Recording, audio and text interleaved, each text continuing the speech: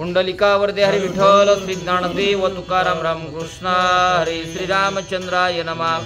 श्रीरामे विनविता दशरथ निश्चय बाणला वचनार्थ स्वयंमानोनी कृतार्थ झाला विरक्त सर्वस्वा।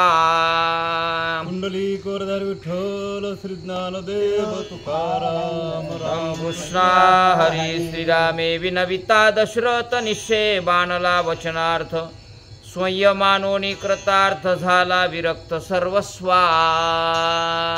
कथेचा प्रसंग असा आहे श्रोते हो, परमात्मा रामचंद्राने स्वतःचा वडील राजा दशरथ आहे त्याला प्रबोध केल्यानंतर तो प्रबोध मानला। याच्या भावार्थाचा दृष्टिकोन असा आहे, दशरथाचा अर्थच 10 इंद्रिय अतिसमर्थ आणि राजा नामे दशरथ। तुमच्या आमचे 10 इंद्रिय समर्थ आहेत आणि आत्मतत्व असलेला परमात्मा रामचंद्र आहे आणि ज्ञानाच्या सहकाराने आत्मतत्वाने या इंद्रियाला प्रबोध करावा की कारण का की विषय नश्वर आहेत, देह नाशवान आहे आणि सर्व काही असणारं नाशवंत असल्यामुळं शाश्वत काय आहे, परमतत्व आहे, परमात्म तत्व आहे। याचा जर आत्मतत्वानं इंद्रियाशी संवाद साधला आणि इंद्रियावर नियंत्रण करता आलं तर तो प्रबोध त्याला प्राप्त होतो आणि त्याच्या जीवनामध्ये जे यथार्थ ज्ञान आहे त्याची प्राप्त होती आणि यथार्थ ज्ञानाची प्राप्ती झाल्याच्या नंतर जी अवस्था आहे ना ती अवस्था 4थी अवस्था मानल्या जाती। कोणती? जयाची ठाई काहीची करणे नाही मनोनी म्हणी पे पाही परमसिद्धी।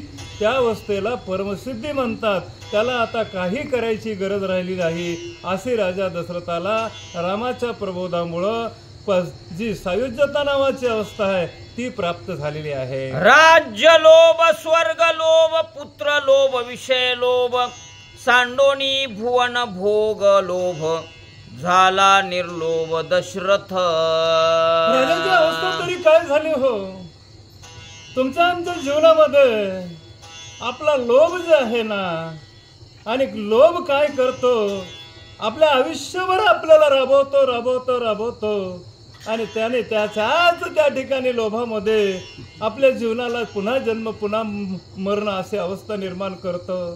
पण परमात्मा रामाच्या यथार्थ ज्ञानामुळं राजा दशरथाचा लोभ काय झाला, नाहीसा झाला। कुठं काम क्रोध लोभ निमाले ठाईची आणि सर्व आनंदाची सृष्टी झाली। तिन्ही विकार निमाले, लोभही निमाला। म्हणून राजा दशरथाला हे जगत सृष्टी आहे, सृष्टी म्हटल्यानंतर हे विश्व आहे। कारण का 7 स्वर्ग आहेत, 7 पाताळ आहेत आणि मध्ये मृत्यू लोक आहे।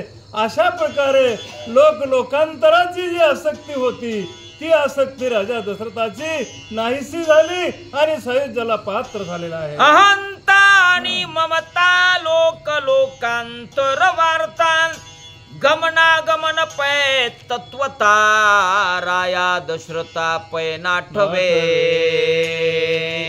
माणूस मेल्यावर सुद्धा श्रोतो अहंता आणि ममता सोबतच राहते। जास्त माणूस पुण्यवान आहे त्याच्याकडे ममता नाही असं नाही, अहंता नाही असं नाही। कारण का अहंता आणि ममता जी मी एक भोक्ता आहे आणि ममता म्हणजे मला लोकांतरामध्ये जायचं आहे। जास्त जर पुण्य झालं, जास्त पुण्य संपादन झालं तर लोकांतराची जागा मिळते आणि त्या लोकांतराची ममता वाढते। मग राजा दशरथाला ती ममता होती ती ममताही गेली आणि मी राजा दशरथ समर्थ ही अहंताही गेली। म्हणून राजा दशरथाच्या जीवनाचं अहम ममतेची आलवड सोडी, मातेन पवतीच बापुडी, मनोनी जन्म मरणाची दुथडी, डवळती ठेली। अहंता आणि ममता जन्म मरणाला कारण आहे म्हणून राजा दशरथाचे ते गेले, राजा दशरथ मुक्त झालेला आहे। नाम रूपातीत वर्णाश्रम धर्मातीत जाती कुळ गोत्रातीत स्वयं गुणात जाणीतला। दशरथ राजानं आतापर्यंत जे रामचंद्र परमात्माला बघत होते, पुत्र भावनेनं बघत होते, पण आता या चर्म चक्षुनं बघत होते।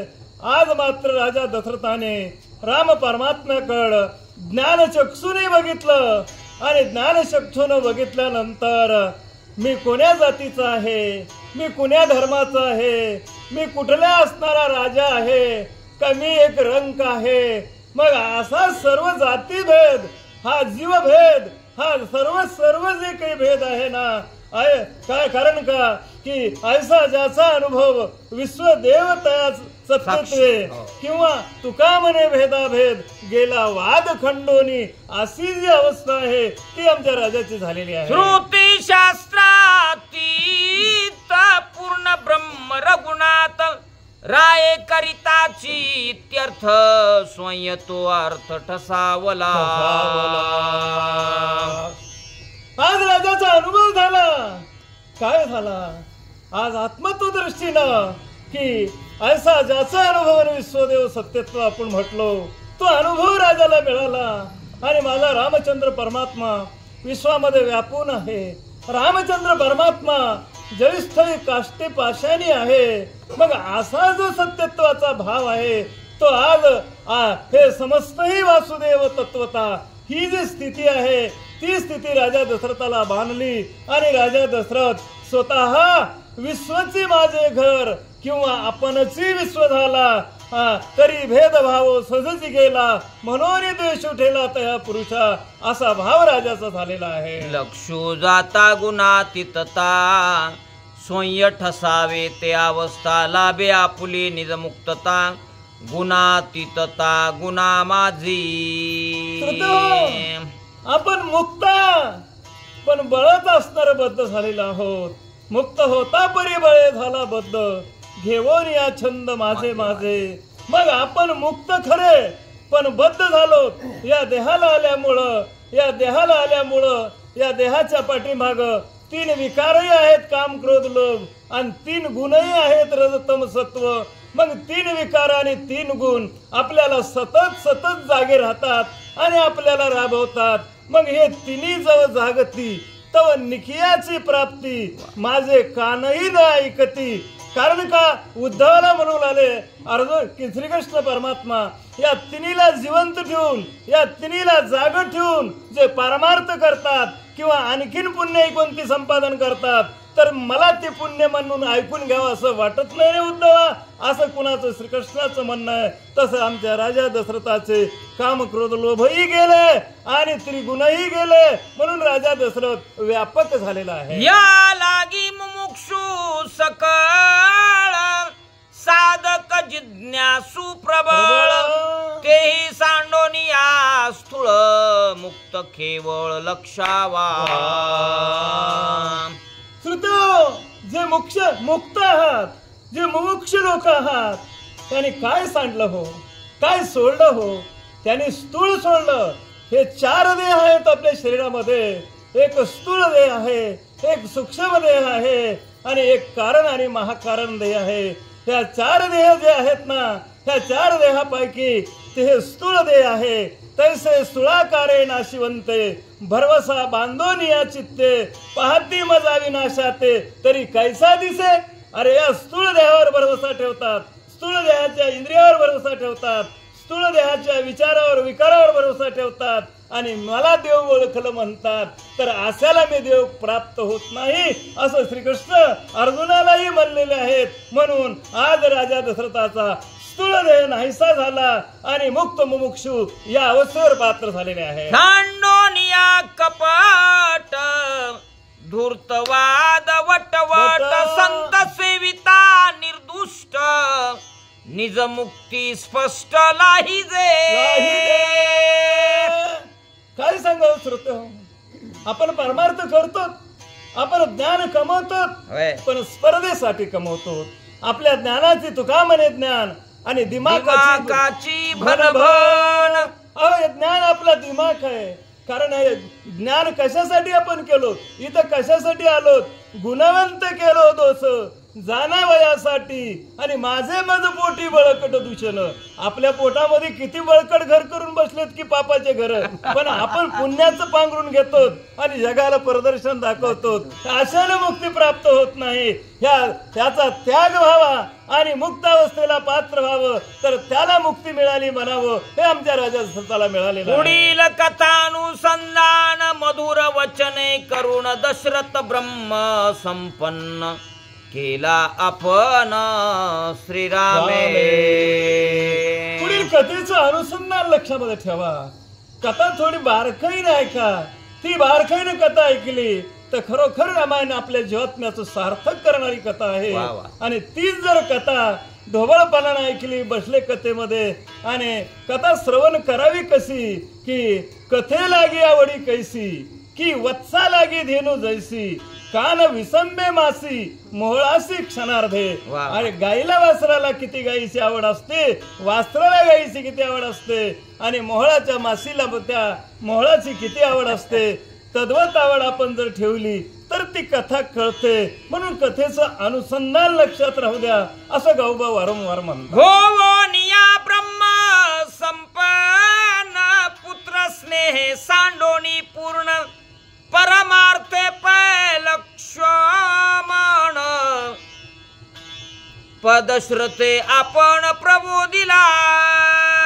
म्हणू लागले तोच प्रबोध केला परमात्मा रामचंद्राने. कोणता प्रबोध केला? अरे देह नश्वर आहे, जगत नाशवान आहे, जगत मिथ्या आहे, ब्रह्म सत्य आहे. हे सर्व काही राजा राम परमात्म्याने राजा दशरथाला उपदेश केला.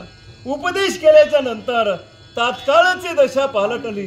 राजा दशरथाला प्रबोधही झाला आणि झाल्याच्या नंतर असा एवढा देवानं केलेला प्रबोध जर त्या साधकाला झाला, राजाला झाला तर आता काय झालं?